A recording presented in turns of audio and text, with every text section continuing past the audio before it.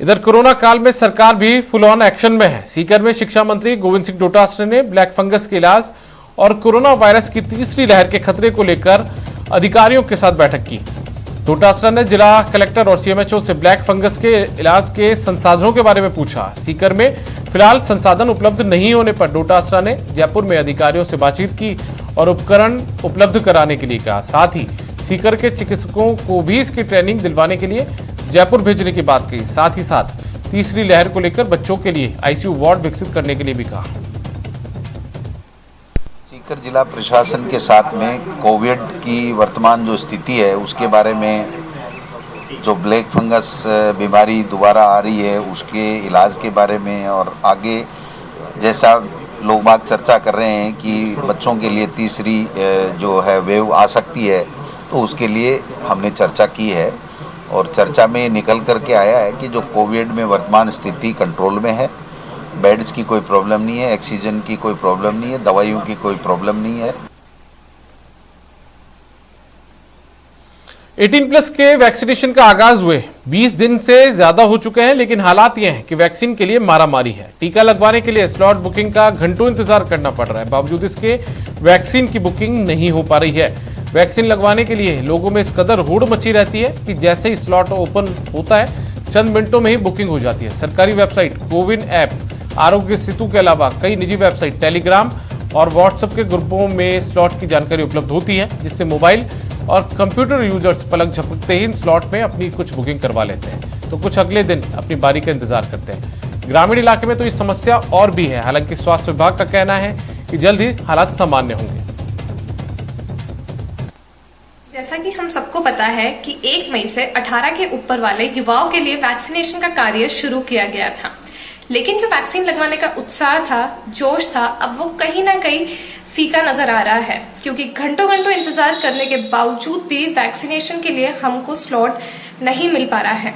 1 मई 2021 से 18 to 44 years का जो एज ग्रुप है उसको वैक्सीनेशन लगनी थी, जिसके लिए कोविन पे रजिस्ट्रेशन कराने थे। पर आज यह सीन है कि हम लोग 2-2 घंटे 3-3 घंटे तक हमसे कोविन पे बैठे रहते हैं, रिफ्रेश करते रहते हैं, OTP डालते रहते हैं, पर स्लॉट्स मिलते ही नहीं है। भारत सरकार द्वारा अभी अभियान चलाया गया था कि जो 18 वर्ष से 45 वर्ष के बीच के जो युवा है उनको वैक्सीनेट किया जाएगा, लेकिन हालांकि सरकार की अपर्याप्त सुविधाएं और अपर्याप्त तैयारियों के चलते युवाओं को खासी मशक्कत करनी पड़ रही है और खासी परेशानी का सामना झेलना पड़ रहा है। देखिए, 18 साल से लेकर के 44 साल की उम्र को जो युवा हैं उनको वैक्सीनेशन करने के लिए सरकार ने कदम उठाए।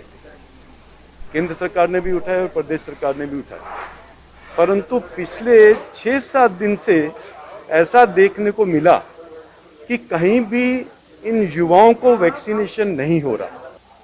18 से 44 एज जो आयु वर्ग के जो हमारे हैं जिनको स्लॉट बुकिंग के माध्यम से टीकाकरण कराया जा रहा है, क्योंकि राज्य को अभी बहुत कम मात्रा में वैक्सीन का प्राप्त हो रही है, तो जितनी वैक्सीन जिले को प्राप्त होती है उसके हिसाब से Covid care centre, Covid vaccine centre बनाए जाते हैं और उन पर वो वैक्सीन किया जाता है।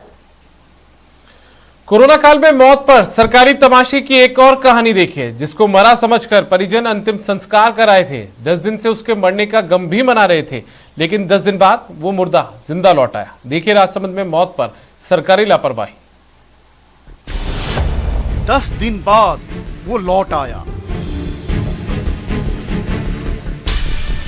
10 दिन बाद मौत को हरा आया। 10 दिन बाद यमराज को छका आया है। 10 दिन बाद जिंदा लौट आया मुर्दा।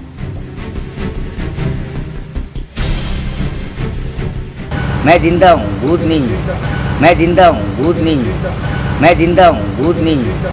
जी हाँ, किसी को यकीन ही नहीं हो रहा, भला कोई मुर्दा जिंदा कैसे हो सकता है। 10 दिन बाद वो मरकर जिंदा कैसे हो सकता है, जिसका अंतिम संस्कार हो चुका है, जो पंच तत्व में विलीन हो चुका है, वो जिंदा कैसे हो सकता है। तो खुद सुनिए उसी शख्स से कि आखिर जिंदा कैसे लौटा मुर्दा।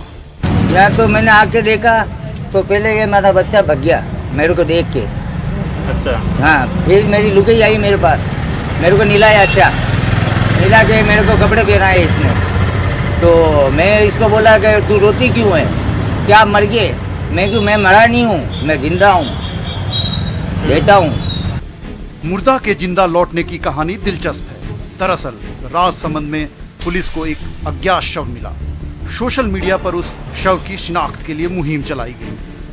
तब ओंकार लाल गाडोलिया लोहार के परिजन शव की शिनाख्त को पहुंचे। हालांकि शिनाख्त के दौरान वो दुविधा में ही रहे, लेकिन पुलिस के भरोसे के बाद शव का अंतिम संस्कार करा दिया। जाके मैं आरके में गया था, इनकी लाश देखी तो सेम शकल उसी की मिली साहब, सेम शकल उसी की मिली। तो मेरे भाइयों ने मैंने मेरे भाइयों को पूछा, भाई दो मेरे भाई साथ थे, उनको पूछा भाई वही है? तो क्या वही है, ठीक है। उनको लेके यहाँ आए भाई, दान दस का उसको लेके गए, उसका देश बॉडी को लेके आए, फिर उसको जलाना अलाना किया साहब।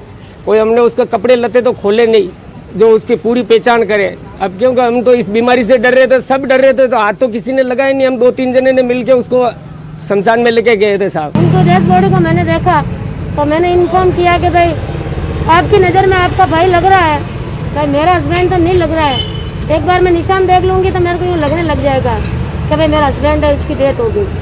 नहीं निशान पाए तो मैं तो कंसर्न हो गई कि भाई मेरे को नहीं लग रहा है कि भाई वो मर गई।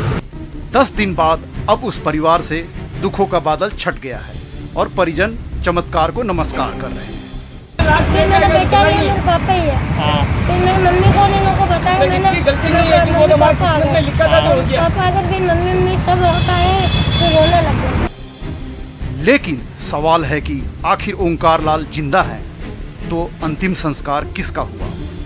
पुलिस ने शव का पोस्टमार्टम क्यों नहीं कराया? सवाल कई हैं और भी हैं, लेकिन पुलिस के अपने ही तर्क हैं। 10-15 व्यक्ति वहाँ पर पहुँचे थे और इन्होंने उस शव की अपने भाई के होने की पहचान की थी। उसी शिनाख्ती के आधार पर इनको पीएमओ साहब से भी मिलवाया था, उनसे भी इन्होंने रिक्वेस्ट की थी कि हमारे भाई की है, हमें सुपुर्द किया जाए। उस आधार पर इन्होंने एप्लीकेशन भी दी कि हमारा भाई है और हम कोरोना भी चल रहा है तो पीएम वगैरह नहीं कराना चाहते हैं और हमारे इसको भाई के शव को हमें अंतिम संस्कार हेतु सुपुर्द किया जाए। इसे कुदरत का करिश्मा कहें या इंसानी गलती, लेकिन ओंकार लाल के परिवार की खुशियां एक बार फिर से लौट आई है। ओंकार लाल के लौटने के बाद अब गमी का माहौल खुशी में बदल गया है। लेकिन अब बड़ा सवाल यह खड़ा होता है कि जिस लाश को ओंकार लाल को समझकर अंतिम संस्कार कर दिया गया था, आखिर वो थी किसकी? बिना पोस्टमार्टम और बिना डीएनए सबूत के अब पुलिस कैसे उस लाश की शिनाख्त कर पाएगी, ये अपने आप में बड़ा सवाल है। अलकेश सनाडी, न्यूज़ 18 राजस्थान, राजसमंद। और इस बुलेटिन में फिलहाल इतना ही। नमस्कार।